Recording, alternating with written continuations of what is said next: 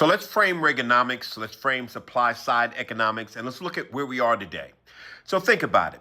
It's a rich get richer and poor get poorer. And if you see what's happening, there's a mentality shift coming along with it. So I was talking to a friend today, and I was saying there is a sense of entitlement for the people who have funds or well-heeled, so to speak, and they think they can do no wrong. Meanwhile, if you talk to someone that's really suffering, where oil prices actually affect them more so than anybody. Like if you talk to my friends, they don't know what a gallon of gas costs if you're talking to one segment. If you talk to another segment, they're feeling the gallon, if that makes any sense. And those people are wrapped up and pent up tight.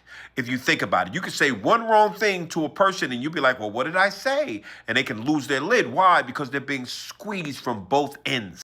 Now, for those who are in the market, you're not feeling anything because the market is going up. Even though we're seeing volatility, we got deregulation in crypto, we got everything going in the way of people who are well-heeled enough to put money in the market. The people who are feeling it the most have no investments. They have to suffer when their rents are high, right? Or something they were paying $5 for is now $8, if that makes any sense. Now, during that period of 1981 to 1989, the market actually doubled.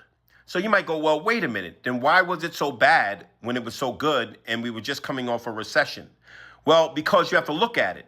We gave more money to corporations. The rich got richer, right? We gave more money in hopes that they would lower prices and take it easy on the consumer. That doesn't happen. And so those who weren't in the market did not experience the gain of the market doubling during that period of time. And it actually more than doubled. Think back, the Feds pushed the prime rate to 21%. Think about where it's at right now. In the threes, prime rate, 21%. And all of this to kill inflation. So if you looked at the 30-year Treasury, it was over 5% today.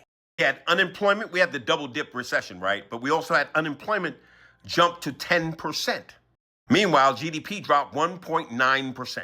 Now, while Reagan inherited 13.5% inflation, by 1988, it fell into the fours, about 4.1%. At the same time, by 1988, unemployment dropped to 5.5%. The backbone of the economy, jobs, about 20 million jobs were created over the decade.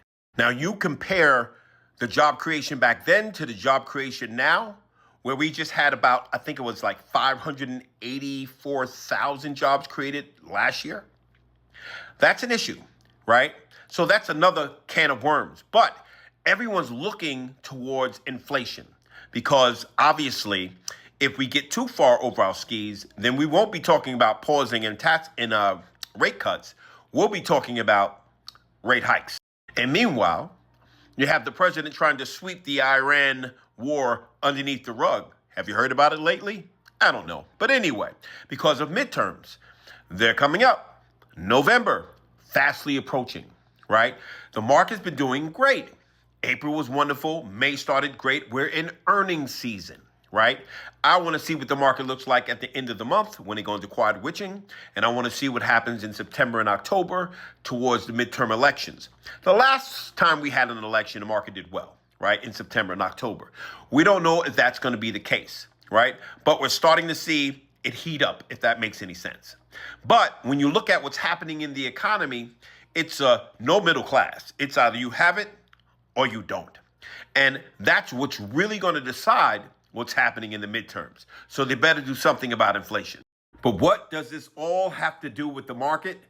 Well, I'm sorry to tell you, but during that stagflation, after the stagflation, I should say, but during that period of Reaganomics, the market went over double, right? And companies had money.